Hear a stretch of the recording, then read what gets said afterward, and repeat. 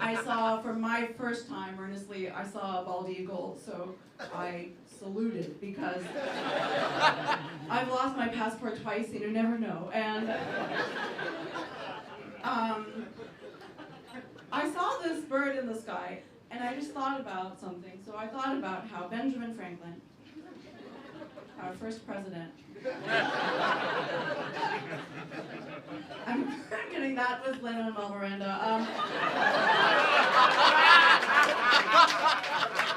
Franklin was like 80 when he suggested that our national bird should be the turkey. And I really love imagining the founding fathers just like, no, no, baby, no. That's just the syphilis talking.